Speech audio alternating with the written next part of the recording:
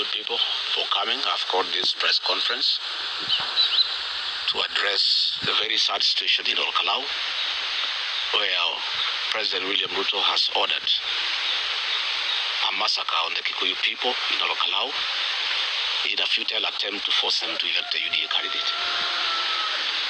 When the IG announced that he would deploy 2,000 police officers in Olkalau, I wrote to him and I told him I had information that there were sinister motives. I did inform the IG that he has lost the control of the National Police Service, and that deployment has been done by Kipchumba Murkomen, Raymond Omolo, under the instructions of President William Ruto. I did inform the IG Douglas Kaja that rogue police officers operating under members of parliament had been dispatched to Olkalau to cause mayhem. There are three groups of rogue police officers. One is under Eric Wamumbi and his wife Betty Maina, is called Nairobi Sierra. Another one is under Dennis Itumbe, and another rogue 40 officers under Charles Karondo of the Communication Authority. The IG admittedly has deployed 16 police officers in every polling station, and voting has been going on very peacefully. Up to now, 54% of the population has cast their votes. The people have been very peaceful and there has been no problem. At around 12 noon, the UDA people realized that they have lost the election, where our candidate is leading with almost 95% of the votes that have been cast. And that is when now they decided to execute Plan B, which has been authorized by President William Ruto, to cause chaos and mayhem, attack polling stations, chase away all the agents, beat up the election officials, chase away the observers, and exchange the votes with the marked ballot papers. As we speak, Munyeki Primary School has been attacked, Huruma Primary School has been attacked, AC Primary School, the biggest polling station, has been attacked, Nyakiambi Polling Station, Ngorika and Mumbi. Luckily, the people of Olkalau, the true sons and daughters of the Mau Mau, have repulsed these policemen with guns. And I did want to thank our gallant young people of Olkalau for refusing to give in to violence. This gang has retreated to Royal Garden Hotel in Olkalau. That is where they are meeting currently. The three killer squads, and they are under the control of the following members of parliament. And we are ashamed they are people from this region who are brutalizing their own community under the instructions of William Ruto. The Honorable Sabina Chege, the Honorable Kawanjiko Njuguna of Kiamba, Eric Wamumbi, Betty Maina, and the women rep for Kiambu Wamuraba. The MP for Nakuru East, Honorable Gekaria, has been organizing goons, and all the goons that are in Olkalau have come from Nakuru, and they are using Molin luxury shuttle. I want to apologize. I alone, when I spoke to a media station, I said it's Molo Line. I want to give an unreserved apology to Molo Line, because they are not the ones. It's Molin luxury shuttle. This is the team of public transport that has given out their vehicles to take goons to Olkalau to kill the people of Olkalau. This is unacceptable and they will be punished. I am announcing to the people of Mount Kenya region that Molin luxury shuttle must be boycotted forthwith, and they'll get no customers in this region for agreeing to ferry goons to go and kill Kikuyus in Olkalau. And I want to ask everybody in all 11 counties, forthwith, Molin luxury shuttle must be boycotted and should not get a single passenger anywhere because of what they are doing. I want to ask these members of parliament from this region who are being used by William Ruto to injure their own kinsmen, to beat up their own people, to overturn the will of the people, that they are traitors, and they are an embarrassment to our community. Charles Karondo, Dennis Itumbi, Eric Wamumbi, Betty Maina, David Gekaria, Sabina Chege, Wamuratha, Kawanjiko. You are an embarrassment to our community. How can William Ruto fool you to organize violence against your own people?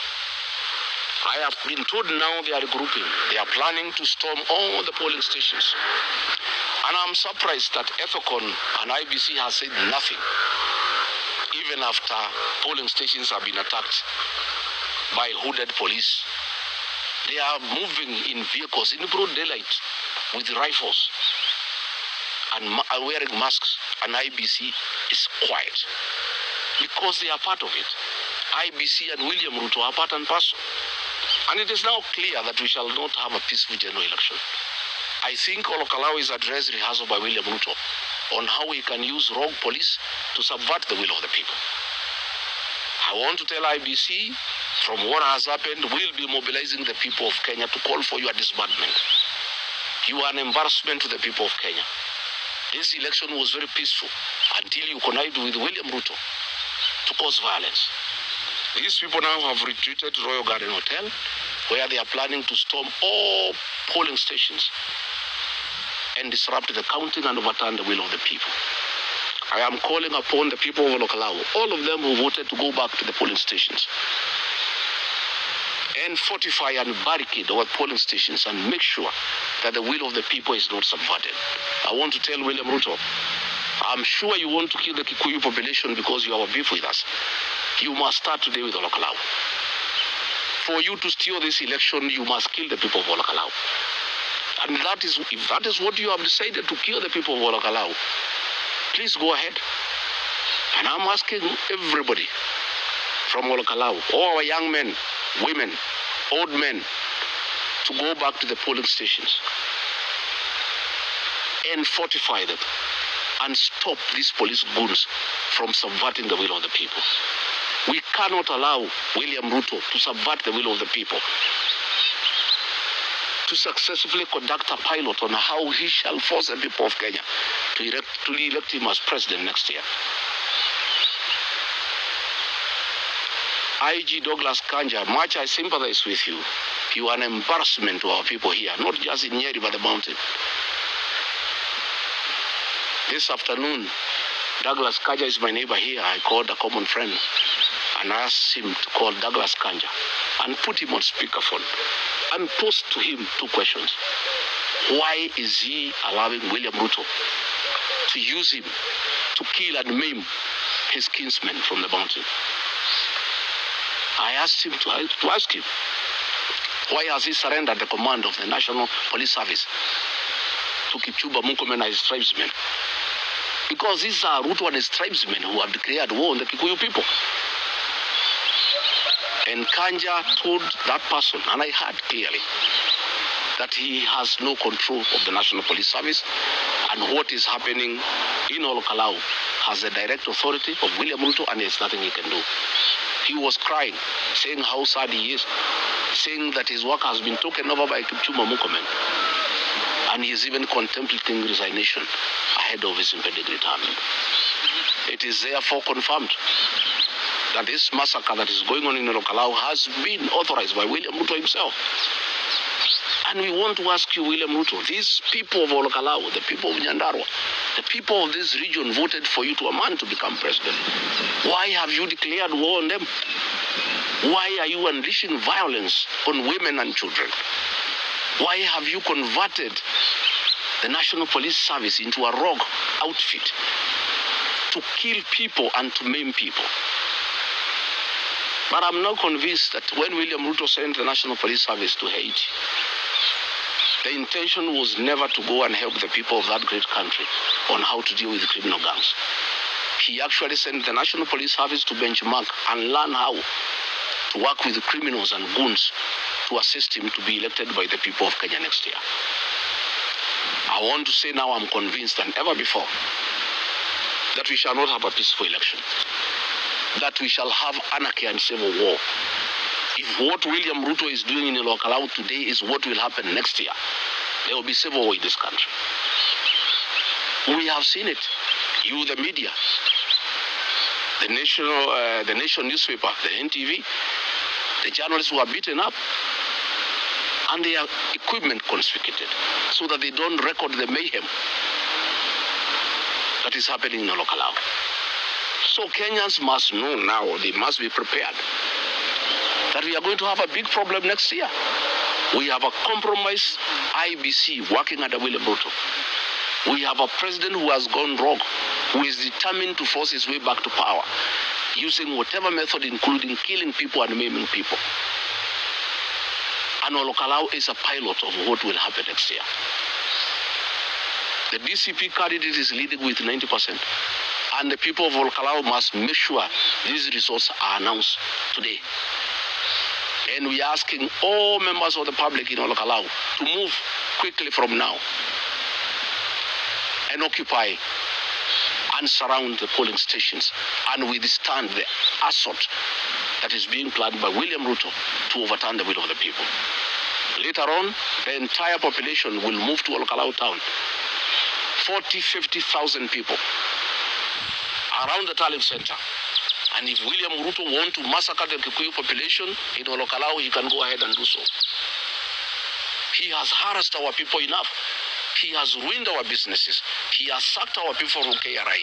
He has sacked our people from the army. He has sacked our people from the civil service. He has sacked our churches.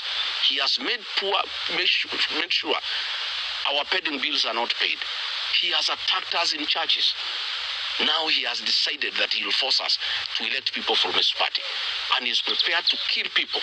He is prepared to unleash violence on the Kikuyu population because of his hatred for this community.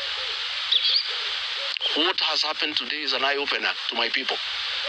Please wake up and know now that William Ruto means very bad thing for our community. And all those of you who work with him, you are traitors of our community.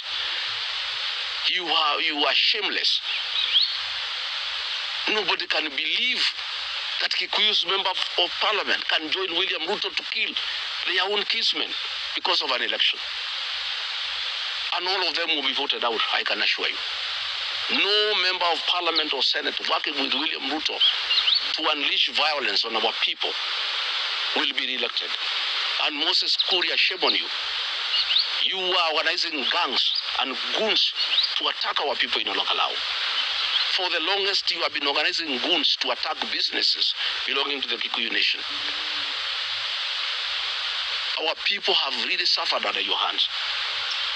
How much money do you Kikuyu traitors need from William Ruto to betray your people and turn against them and brutalize them and maim them and use guns? So I'm told tear gas is being assembled so that when they go to the polling stations and they fight our people, they can use tear gas on them. I want to urge our people not to run away. Carry a bottle of water and Colgate to deal with the effects of tear gas. The people of Olkalau, the people of Nyandarua, are the true sons and daughters of the Mau Mau. They cannot be intimidated today. They must put up a fight, and a strong one. It is unfortunate that the men we gave our vote, whom we trusted with our vote, has turned against us. And he is unable to accept that we have a democratic right to choose whoever we want. He wants to force us to choose his candidate, and it will not happen. I'm told they want to try to overturn the results, and if they can't, they cause chaos so that the election is cancelled, and then they have another opportunity to repeat the election once more. Even if the election is repeated 10 times, the results will be the same. They have spent 14 billion shillings in projects in Olkalau. People have said no. They have spent 1.2 billion bribing voters. People have said no. That is the Kikuyu nation for you, Mr. William Ruto. You don't know the Kikuyu. You are touching a very raw nerve. You have now radicalized the Kikuyu nation beyond limit. And you face the consequences of a radicalized Kikuyu nation. And I'll be calling upon this community to boycott all your public meetings forthwith because you have declared war on the community. We cannot allow you to persecute this community further. You have done more than enough. You have done enough damage to this community. You have abused us. You have called us tribal. You have called us prostitutes. You have used all manner of adjectives to describe this community that gave you power. Now you have decided to use force, to use police to brutalize our people, using traitors from the community. Shame on them. Nobody can believe it. No other community joins another to fight their own people. Eric Wamumbi, Betty Maina, Charles Karodo, Dennis Itumbi, David Gikaria, Sabina Chege, Anu Amuraga, Joguna Kawanjiku. What has happened to you? How do you feel today you are in Olkalau organizing police to brutalize your own people? I can't believe it. But you'll be served. The only remedy for betrayal. Our people will deal with you at the ballot. I want to send you.